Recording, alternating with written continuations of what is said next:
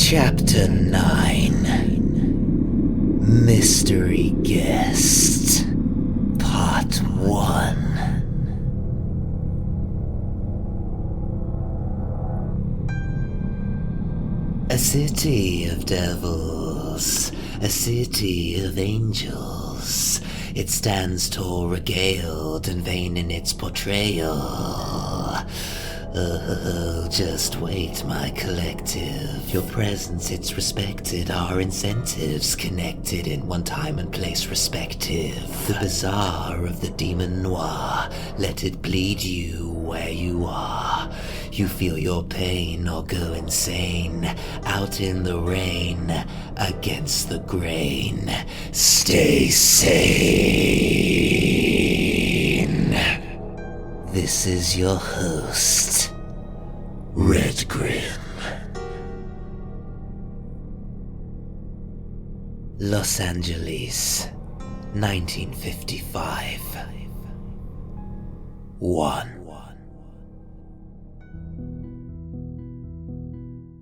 Somebody once wrote, "The dead belong to the living who claim them most obsessively."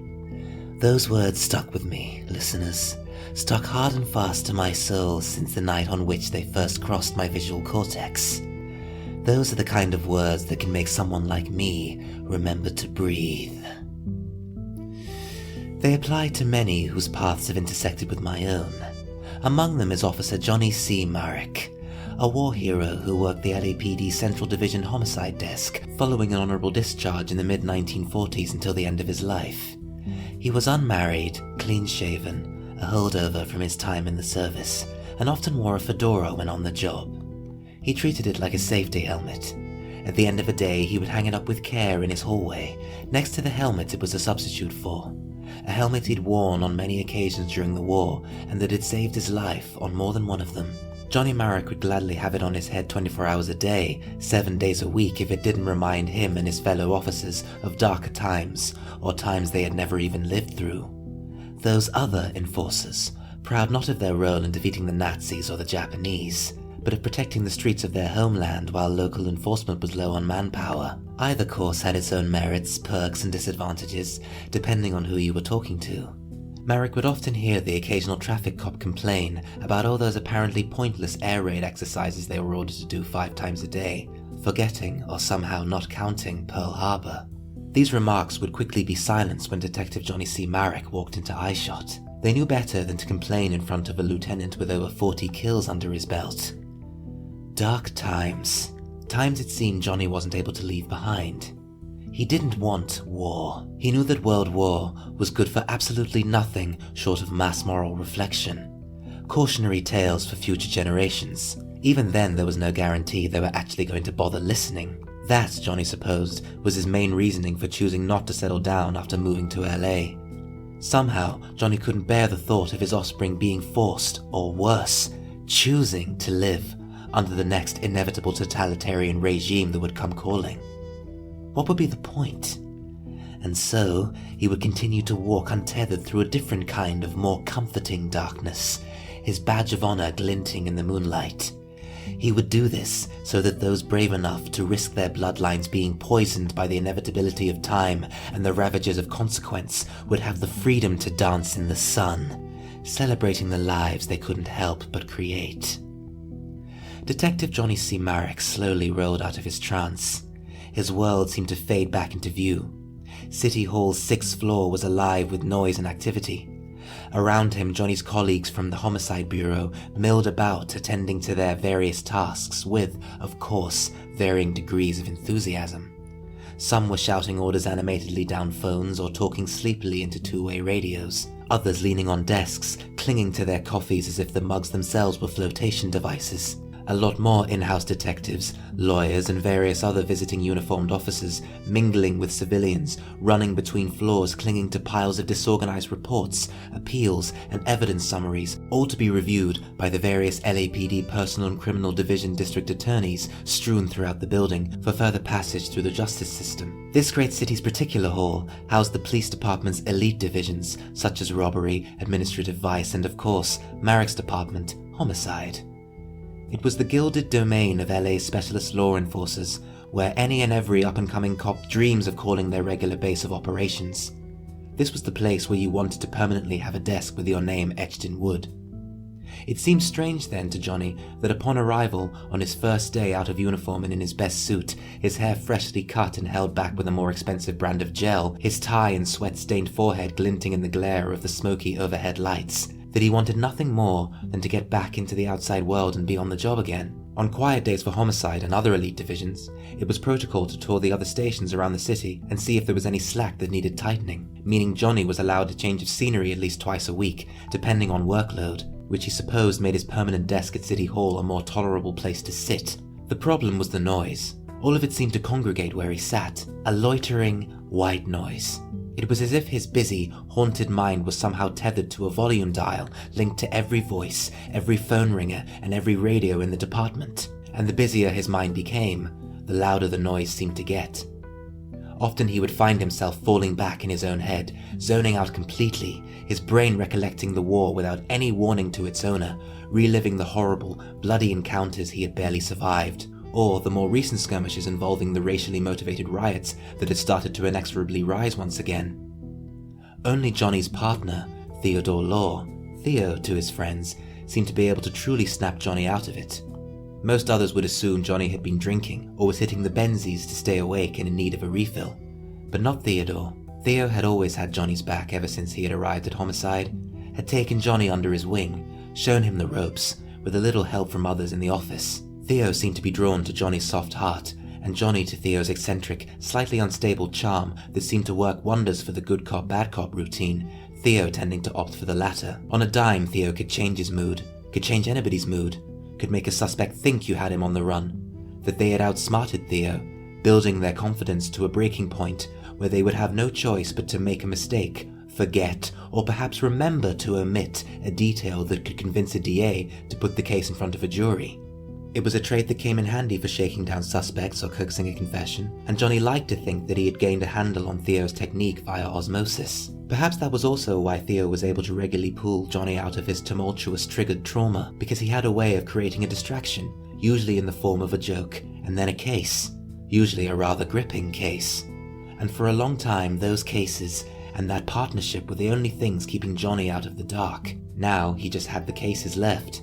Johnny had once remarked on the terrible significance of humans becoming nothing but reports on pieces of paper, how even the most larger-than-life person can be reduced down to something so small and so seemingly insignificant.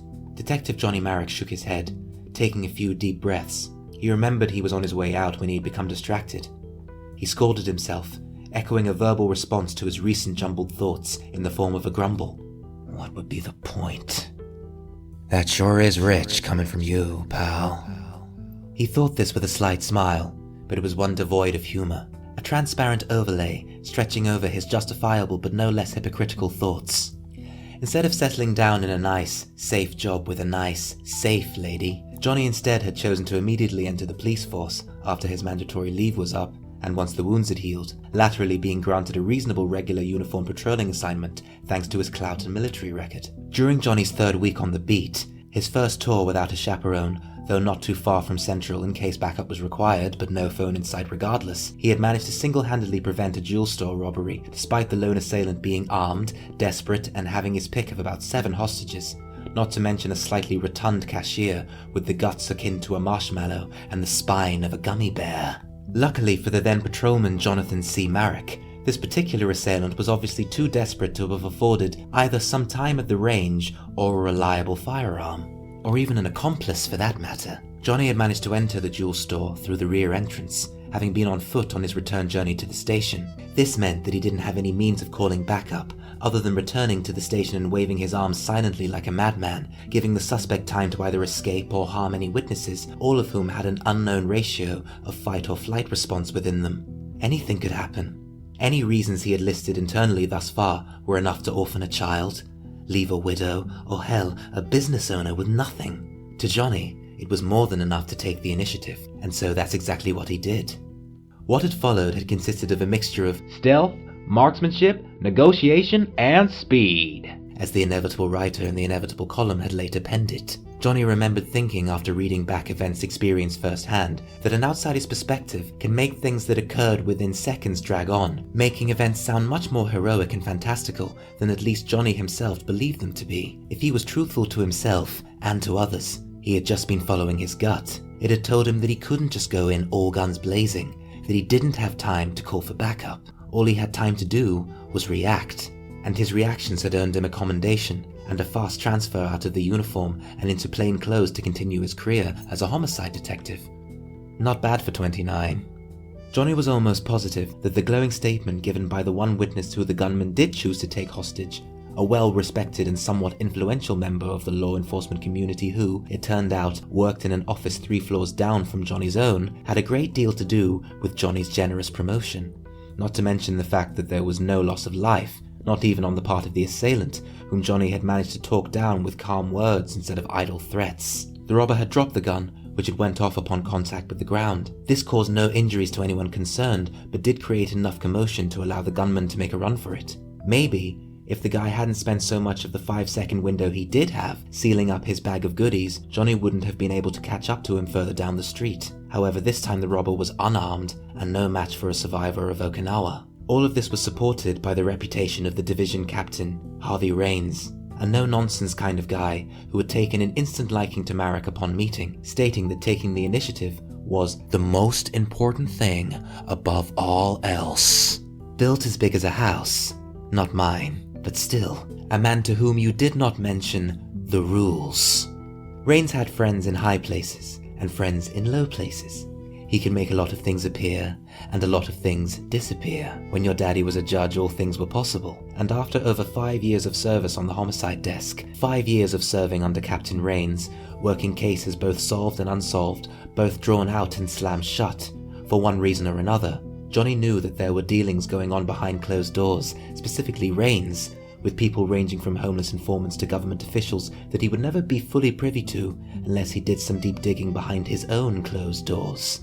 However, after what had been going down at City Hall 6 Station over the past few days, Marek wasn't sure whether Raines could be trusted any longer. Johnny ran his hands through his slick-back brown hair, like he had time for any of that. He had his hands full. A few open and shut robbery homicides, most of which containing no witnesses willing to reveal anything of note, a couple of aggravated assault and batteries, one person's word against another's, equally worthless, nothing solid enough to make arrests, despite what Raines thought. If Johnny made the arrests, he would definitely have less on his plate, at least in the short term. He sighed. Then again, if he still had a partner, his plate wouldn't have been so goddamn full in the first place. But Johnny wasn't ready to go down that road again. Not yet. He could feel himself slipping again. Back into the sunken place. Into darkness. Raines had offered Johnny some time off, but he had politely declined, preferring to focus on work to keep his mind occupied. Now, it seemed, he was so internally and subconsciously overwhelmed that he was unable to simply call it a night and head back to his apartment. He almost had to force himself to stand up. Detective Johnny C. Marek was a well-dressed man in his mid-30s, with deep brown eyes and hair, usually held at bay by a large amount of wax or gel that would be applied daily as part of his morning ritual. Since the death of his partner, however, Johnny had been finding it increasingly hard to look at himself in the mirror. Why? For years, Johnny had been convinced that the war had changed him irrevocably, and that nothing thereafter could ever really affect him in the same way. But he was wrong. Not, however, in the way he had expected. He had never been especially close to his partner, Theodore. Detective Theo Law, like Johnny Marek, had been taught to keep himself to himself in all the ways that really mattered, and above all, to get the job done. It was one of the reasons they worked together so well. Two sides of the same coin. Drinking alone together, though, that was a different story. It was something they had only recently started doing again with other cops or friends present, like a Christmas party or retirement celebration. That way there was less chance of a fight breaking out. On the first and only occasion they had drank alone together for an extended period, without the protection that social etiquette allows, both of them had woken up in a cell early the next morning with nothing but a black hole for a memory. As drunks, they seemed to rile each other up in all the wrong kinds of ways, and thanks to their varying military experiences, both exciting enough to get them a desk of their own each, they both had it in them to wreck half a city block, which they apparently nearly did. Thankfully, it had been at the precinct's local dive, and so the right people were silenced and damages paid for by those who inflicted them. The most recent damage, however, that was a little more permanent. The irony of his partner dying in a simple hit and run after living through so many near misses slap in the middle of another world war was not lost on Johnny. He just wished he could have been there that night. Maybe he could have done something. Theo's car was still missing, a fact that Johnny simply couldn't let go of. Sure, there was very little evidence to go on, and general crime was on the rise, but Theo was one of their own. Cop killers were amongst the worst of the worst, especially according to other cops. So why the apathy? Why the lackluster attitude? Surely Detective Theodore Law deserved more than a simple open and shut. Surely. Marek! A voice coming from his 8 o'clock. Johnny was too caught up in his own thoughts to consciously register his name being called. It worked on the second try. Hey, Johnny! My man! Detective Luke Phelps. One of the longest serving cops in the LAPD. Everyone looked up to him. Phelps was close to retirement himself, and had kind of been keeping an eye on Johnny ever since Theo's sudden death. It was becoming a little intrusive, but Johnny knew Luke's heart was in the right place. Johnny turned his head. Yes, sir. That's Luke to you, boy. Need to get used to the name again. Haven't been called it in years. What about your wife? Johnny managed a small smile. At home? She's the ranking officer. Luke smiled grimly. He was obviously trying to make Johnny laugh, and it worked, but it didn't take long for him to get distracted again. Luke could almost see Johnny's eyes glaze over a few sentences later. And so, in the middle of a metaphor extension involving the bedroom and the chain of command, Luke stopped and said, You holding up okay? You sleeping? Johnny held up the case file he was holding. Homicide, presumably a burglary gone wrong. Neighbors called in to report a screaming match in the house next to theirs. This was after midnight. Apparently the owner's old, keeps himself to himself. Unusual late-night caller. Phelps sighed, deciding as he usually did to humor the kid. How big's this place? It's on Mulholland Drive. That should tell you all you need to know. Was on my way to question the neighbors and check out the house.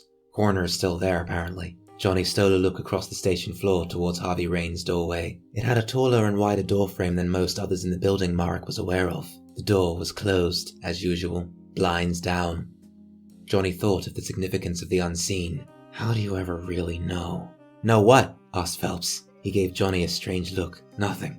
Just up in my head. The younger detective sighed, subconsciously rubbing his eyes. Phelps took a deep breath, searching in his pockets for cigarettes and a match. He offered one to Johnny, who took it without question, finding his own match and lighting it. Phelps said, Look, I know you ain't resting until you got no choice in the matter, so why didn't I come along with you? I was on my way out anyway. Despite the fact that Johnny had been as closed as ever when Phelps had inquired about his sleep, his body language seemed to convey his struggle to concentrate on the job. Plus, no doubt Phelps had been watching him staring off into space this whole time. It seemed the only thing that Johnny could do in that moment to request a distraction without actually requesting one was to accept Phelps' offer. Sure. I'd like that. On one condition, though. I'm driving. Don't want you falling asleep at the wheel. You'll get arrested again. He started laughing as they made their way towards the stairs. Johnny groaned. One goddamn time. That you can remember. Now they were both laughing. That was something that Johnny hadn't done all day. They arrived on Mulholland Drive just after 8 p.m. The drive took just over 20 minutes, with Phelps adhering to every conceivable traffic law, still going on about his wife whilst offering occasional pieces of wisdom. And although a lot of it seemed to be based on physical objectification and the quality of her cooking and her attributes and contributions in the boudoir, Johnny could tell regardless that Phelps was crazy about her, not unlike his partner, whose 3-year-old daughter would now grow up without a father, and probably with a hatred for the LAPD. Couldn't have come at a worse time too, given that Theo's wife had left him 3 months previously. Violence wasn't the only thing that used to take over Theo when he'd had one too many, or a few too many. His love for the ladies was common knowledge among his friends in the department, but not apparently to his wife of 7 years. An apparent high school sweetheart, resented being an army wife during the war, must not have expected him to come back alive, and when he did, according to Theo, there had been no doubt in her mind that he had been spreading his stuff all over the globe. And had you been? Johnny had asked him once, in confidence. That's not the point. It's principle, ain't it? She had no proof, Theo had spat in reply, along with the trademark staccato twang he carried in his voice. She could probably smell it on you. Gals can, you know. Can tell when some other broad's been on top of their man. What do you know, Marek? You a detective or something? After the war was over, Theo's marriage managed to survive his transition into the police department, but its foundations weren't strong enough to weather past his 5-year tenure. It seemed that Lacey had taken a leaf out of her husband Theo's book, stooping every lonely neighbor and horny ex-army low-ranker she could get her hands on, both during and after the war. No concrete proof was provided on Lacey's part, who would later claim that the stories about the other men were all just lies to rile Theo up and make him jealous, so all that remained was this constant dueling sense of betrayal and uncertainty. "You're lucky, Johnny boy," Theo always used to say whenever there was a new development at home. "You don't know what it's like loving a woman like Lacey." And that was true. Despite his looks and career prospects, he had never been that successful with the ladies. Not entirely. There had been somebody before the war, someone good. Corruption and carefree, or as much as is possible in mid to late 1930s Nebraska, and that in itself was saying something. But she didn't survive the war and he did. Something else which perplexed him no end, him being the soldier and her the waitress trying to make ends meet, all the while hoping against hope that an acting career would take off. Dora Phillips didn't deserve to die like that. Neither did any one of those innocents caught in that same explosion or any other explosion. Neither still did his partner. No, his ex-partner, Theo Law, deserved to die in the way that he did. To die like that. For it all to just be over. What was it all for? What would be the point? There was a knock on the passenger side window. Johnny wasn't sure how long Phelps had been waiting. "Wakey, wakey, sleepyhead." "Sorry, Luke. In answer to your earlier question, sleep has been getting away from me." He exited the car. "I don't doubt it, pal. You sure you don't want to take a break?" Johnny gave Phelps a hard jab of a stare. Phelps held his hands up in surrender. "Had to ask." Johnny sighed. "I just wish there was some way to find Theo's car, so we could all put it to bed and move on. To me it sounds like the whole department's already moved on. You know, I don't mean anything by this, but Theo wasn't exactly popular in the department." "I know. Constant source of grief, to be honest. But even though Theo cut corners, he got results. And you're so damn anal that you'd pick up his slack regardless and wind it all into a nice, shiny report. Signed by the both of you. It was a good system. We got all the best cases. Now I'm picking up after half the goddamn department." "It was a good system." Phelps began to walk towards the witness residence. Johnny followed. "I mean, until it wasn't." "What do you mean?" Phelps knocked on the door. "How about I tell you once you've rested? I insist." Johnny frowned. "Alright, but let's get this over with first. Still gotta check the crime scene too." Rah. The door opened. The almost perfect silhouette of an aging housemaid loomed in the hanging doorway. "Can I help you, gentlemen?" Her voice was soft, yet direct. "Good evening, miss," Luke began. "This is Detective Marek and Phelps.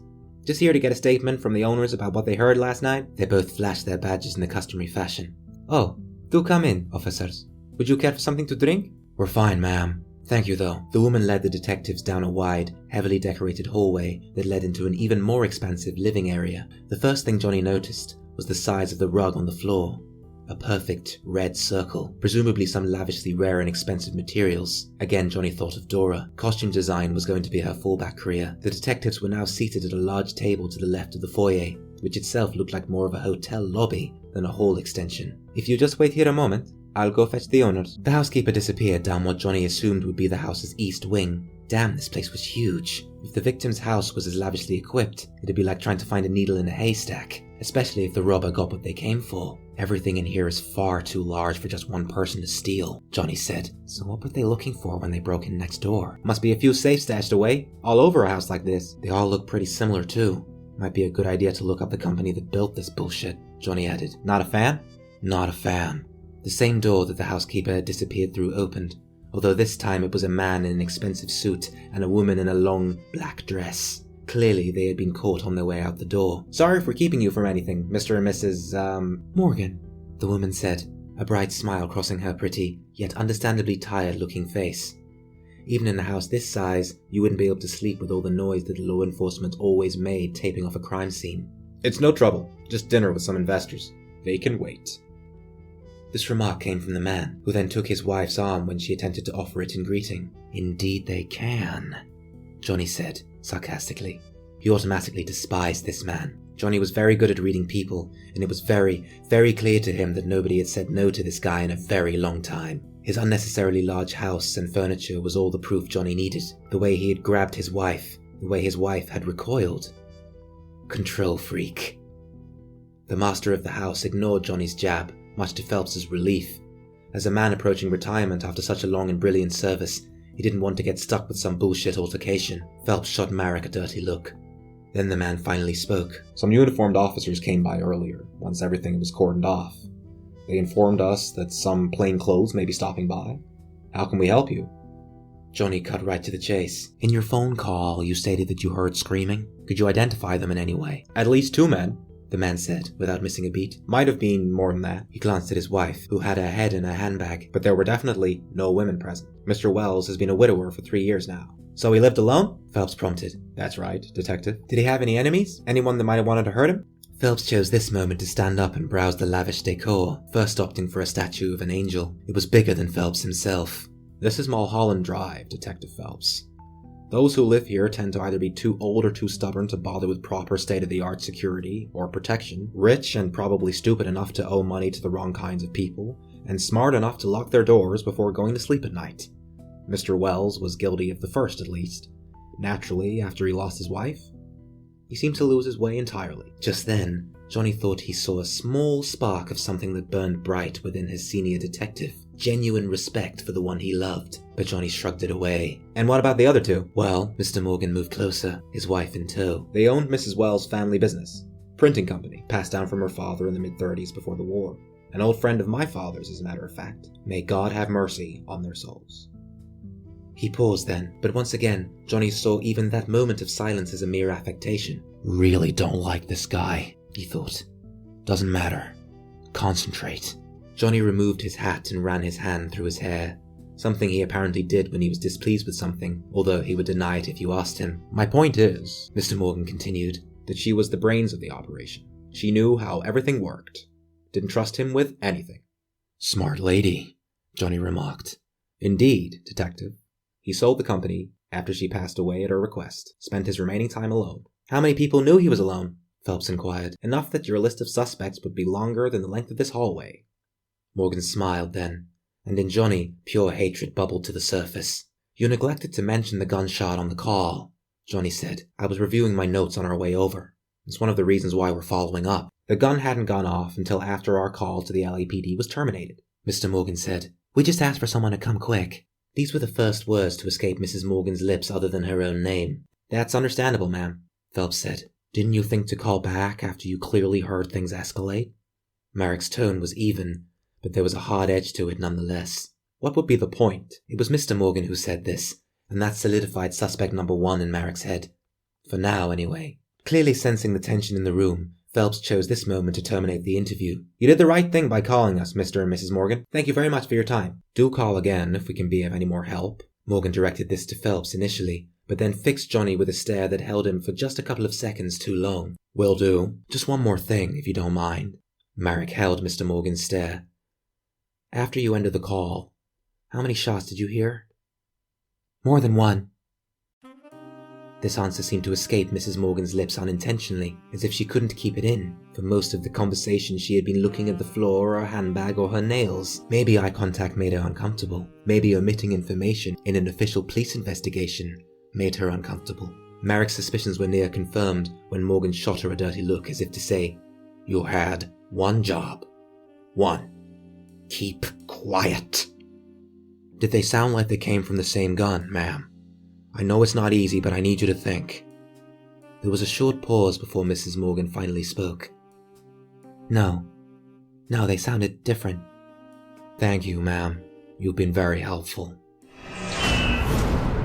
Back in the car, heading in the direction of Marek's apartment, Phelps once again at the wheel. Johnny pored over the case notes handed to him by the coroner upon entrance to the crime scene. Lacerations on the face, neck and arms, bruising on the rib cage, clear signs of a struggle considering the state of Mr. Wells' lobby equivalent and the victim's face. Finally, the killer/robber had finished the poor guy off with a bullet to the head. So, what do you think? They get what they wanted? A shot to the head is pretty final. The place was ransacked. Clearly wasn't hard to beat things out of the guy, so yeah, I'd say so. No sign of a safe yet, though. What's your read on the Morgans? He's a sleazy and exceedingly crafty ass master. And she's scared? Right. Marek had been so engrossed in the case notes that he had failed to notice that the car was parked outside his apartment building for over 3 minutes. I'll take those notes if you don't mind. Don't want you working through the night. We'll pick this up in the morning. Sure. I'll pick you up. We'll go question the neighbors. Aren't you retiring, next week? All the more reason to make my last cases as memorable as possible. Now, go get some sleep. That's an order. 2. That order must have been the only piece of advice Luke Phelps gave that managed to filter through into his friend Johnny's subconscious. That night he slept deeply. He awoke rather naturally around 4 a.m. He hadn't had what you would call a real nightmare. By the full moon only did those dreams invade his scapes, although that he did not know. Horrific scenes of battles past that he only seemed to be able to recollect in full detail when he was unconscious and lucidity wasn't on the cards. That night, though, he had dreamt of his ex-partner, Theo Law. He dreamt of Theo's wife, Lacey, that neither her or the child were coping at all well without him, despite Theo's apparently cavalier attitude towards family values. Johnny made a mental note to check in on her when he had a free hour or two. Lacey and Johnny had never been close either, not consistently anyway. Probably would have made a certain someone jealous, might have interfered with work, and so, on the rare occasion that Theo would have Johnny over for dinner, they had mostly exchanged small talk about the weather and some of the perils of the police force. Johnny remembered how she had gripped Theo's arm when the subject of random patrol shootings came up. She did love him, in her own way, despite apparently having a cavalier attitude of her own. Johnny could tell, however, that she was mostly thinking of their daughter, which Johnny was thankful for. If you were idiotic enough to bring a child into a world as chaotic and corrupt as this one, maybe it had always been like that. The least you could do was put that precious little thing before everything else. Everyone else. Johnny rose around 5:30 p.m. The word law, now fresh on his lips, clung to the edge of his mind. Coffee now in hand, he stared out of the window. He knew Luke Phelps was an early riser, like Johnny's partner had been, and it struck Johnny that there were certain similarities between Luke and Theo. Maybe Luke was what Theo would have been like if he had made it to retirement. Maybe that was why he had been okay with Phelps joining him on the trail, as they referred to it in the department. That, and he couldn't exactly refuse a cop as well respected as Phelps. Besides, his presence had been appreciated in that interview. Morgan was at the top of the list of suspects, that was certain.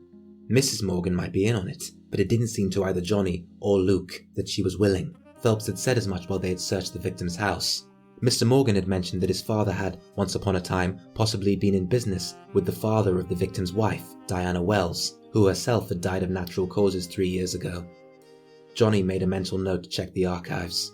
The victim himself, Kingsley Wells, was found in the middle of his living room, lying face down on the floor, a bullet in the back of his head, most of his face missing. Marek compared the floor plans of the victim's household provided by one of the uniforms on the scene.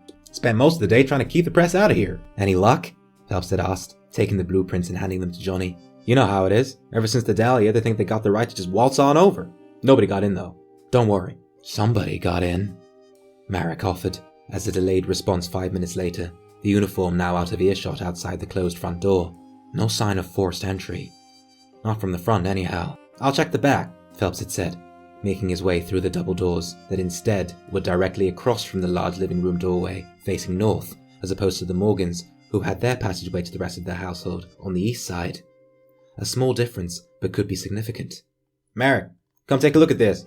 Johnny made his journey while still studying the blueprints. He knew he had made it into the kitchen where Phelps was calling from, when the styling of the floor below Johnny's feet changed from the baby blue living space carpet. In contrast, Johnny noticed to the Morgan's crimson red, to the black and white checked kitchen floor, constructed from marble, like he had stumbled onto a pair of chef trousers fit for a giant.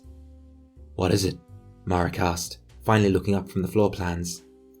Phelps was looking out of the window, which looked out onto the late Mr. Wells' extensive backyard. That, Johnny could see, was clearly his passion. He might not have had a business brain, but he clearly had a flair and a clear love for plant life. Roses surrounded the freshly mowed lawn. Daisies were already beginning to sprout on the grass, and Johnny's eyes moved to a 20-foot tall oak tree that took up most of the rear garden wall that separated Mr. Wells' house from the street further to the north. Johnny could see why Luke had called him through. Other than the clearly newly disturbed flowers and the large footprints that were only just visible at this distance, it was the gate on the far right of the oak tree. Must have escaped through there, Phelps said. Maybe there was somebody waiting. At least whoever it was probably cased the joint and had a car standing by. Marek nodded firmly, then went back to the blueprints. Phelps noticed the vein protruding from his temple. Can you get into the back without going through the house? Yeah. Marek placed the blueprints down on the kitchen counter. Here. You see? Marek pointed. Through the garage? Marek nodded again. Much easier to try and break in first through the garage and then the back than just go and knock on the front door. Maybe they even had a spare key. Who are you thinking? I think you know the answer to that question. The Morgan guy? So the getaway car, if there was one, was just for show? Or to drop the goods at a mutual location? Could be. What about the wife? Maybe she was the one in the car. Marek smiled. I doubt he let her leave the house without him. Seems like she knows something though, don't it? Sure does, Marek said, the way he looked at her when she had revealed how many shots she had heard after the call. I caught that too. Phelps looked around him. We know that the bullet that killed the victim was fired at close range. Went straight through him. We should get forensics to pull it out of the floor. See if we can match it up to the murder weapon. That's the other thing. There wasn't one. Either he dumped it or still has it on him. Question is, Marek said, now making his way back to the living room, Phelps following. If there was another shot fired, where's the second bullet? In the corner of his eye, Johnny could see Luke was smiling. Marek supposed that he really had learned a lot since the war, more than he expected he would. You took the words right out of my mouth, kid. Johnny decided to return the smile, and it was a genuine one. But then Johnny broke eye contact. Phelps said, There doesn't seem to be a blood trail. Didn't see any under the porch light anyway. So we know the perp don't have a bullet in him. Must be in a wall, maybe in the ceiling. I'll get some uniforms to look around. For now, I need to take notes on the body. Although Phelps had taken the case notes with him, provided mostly by the coroner, Marek still had his own, and it was those notes that he was going over now in his apartment, fully dressed, coffee in hand, waiting to be collected. Not far away, on the other side of the street, directly across from Johnny Marek's street-facing window, though several stories higher, on the roof, in fact, of the opposite building, a figure stretched its form skyward, yawning from excessive narration. A city of devils, a city of angels. It stands tall to fail and bathe in its portrayal. Oh, just wait, my detective. Your morals, they're selective. Your perspectives direct, times and places resurrected. Feel the call of the angels fall. Let it lead you to it all. You'll have to kill, tear down your will, fight on until your heart is still. Now spill. This is your host, RedGrin. At that moment, several stories below, Detective Marek dropped his coffee cup. It was almost half full. He spent the next 20 minutes picking out a new pair of trousers.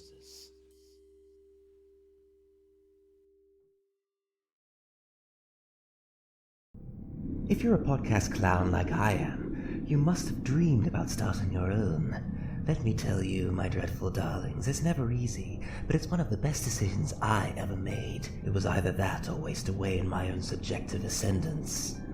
Of course, it can be more than just a little overwhelming to know how to get started. Buzzsprout can help you launch your podcast professionally and in style, linking you with all of the major podcasting platforms such as Spotify, Google Podcasts, Apple Podcasts, and much, much more. Join us up in the buzzing, sprouting podcast cloud to breathe in the renowned analytical sound of the accurate analysis and promotion tools provided. Follow the link in the show notes below to start your journey and receive a $20 Amazon gift card. We're waiting for you. Buzzsprout, the best and excitingly prettiest way to start a podcast.